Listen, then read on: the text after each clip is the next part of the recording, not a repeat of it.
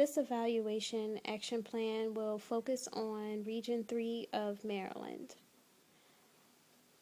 I chose to analyze the system because of two interesting aspects.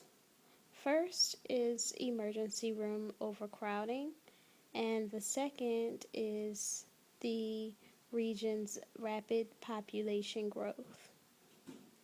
This region has been able to handle both of these aspects and the challenges associated with each.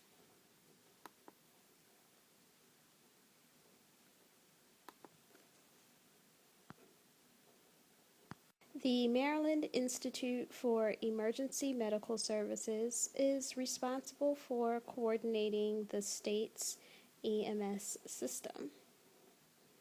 The organization is responsible for several functions. The organization gathers and analyzes data to address issues within the Maryland EMS system. Their mission is to reduce preventable deaths, disability, and discomfort, supply resources such as infrastructure, grants, training, and communications. The Institute also provides professional expertise and is responsible for coordinating and overseeing regulatory and administrative functions.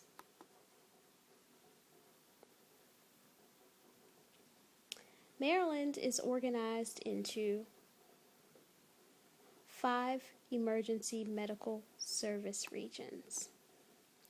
Maryland has a total of 48 emergency departments and 9 trauma centers.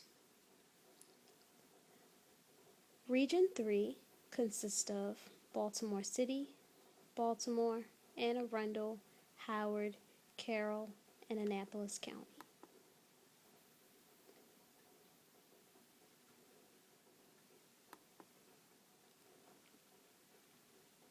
In a study conducted by Johns Hopkins University, the uninsured and the homeless were identified as sects of the population that were likely to misuse emergency room services.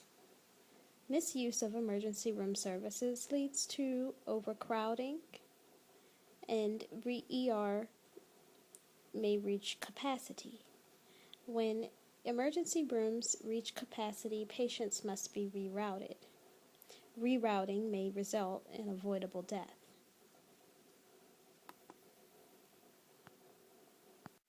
Coordinating hospital care within the state of Maryland and Region 3 requires 2 primary communication systems. The first is the Emergency Medical Resource Center, and the second is the Systems Communication Center, EMRC and SysCom. These agencies monitor the transportation of patients, and they are responsible for helicopter dispatch.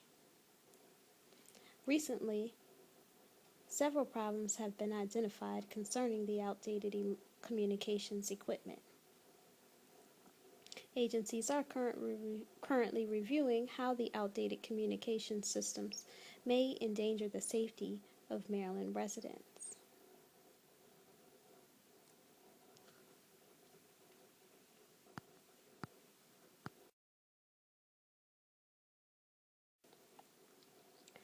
Changing environmental needs will prove to be a challenge for EMS providers. Keeping pace with the changing needs of special populations, including the uninsured, the homeless, and residents living below poverty level. In the past, it has been proven that providing these physically accessible services reduces the incidence of emergency room overcrowding. Keeping pace with technological innovation will also challenge the region in the future. Emerging technology must be structured to meet the needs of modern society. System compatibility is an important factor to consider when structuring EMS communications technology. By increasing communication, the region will also increase disaster preparedness. Disaster preparedness is an important factor when considering the future of EHS in the region.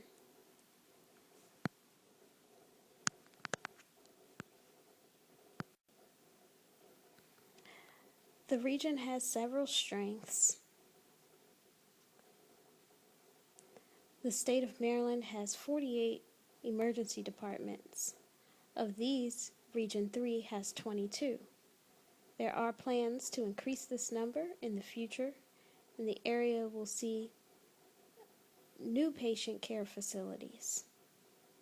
In 2008, the County Hospital Alert Tracking System was launched. This system provides real-time monitoring and reports hospital overcrowding, so that ambulances may be rerouted to facilities with availability. The CHATS system has had a positive effect on reducing preventable death and decreasing incidents of rerouting patients in need of emergency care.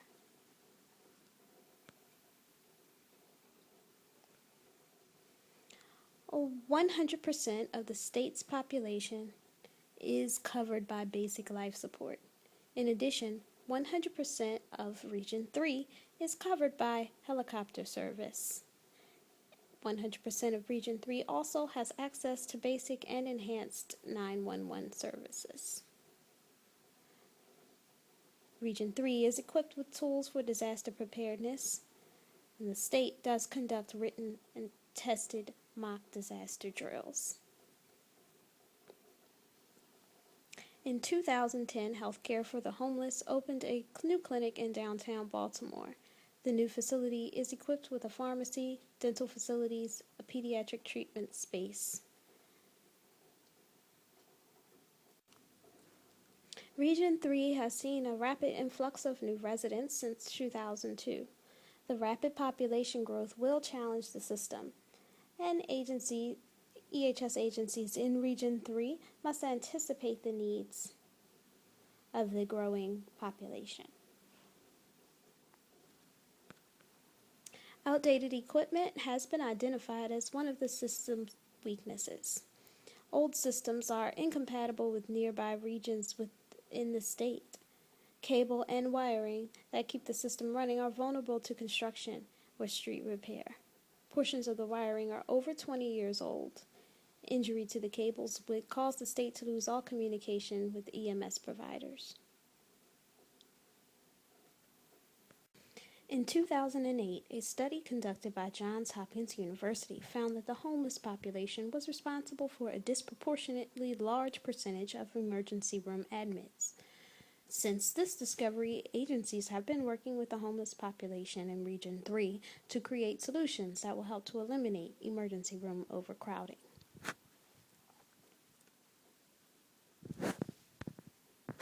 Nationally compared, the state of Maryland leads several states in key areas of disaster preparedness.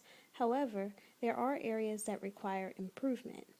For example, only 1% of hospitals have protective equipment to treat victims of biological or chemical terrorism within Region 3. Facilities lack decontamination capabilities.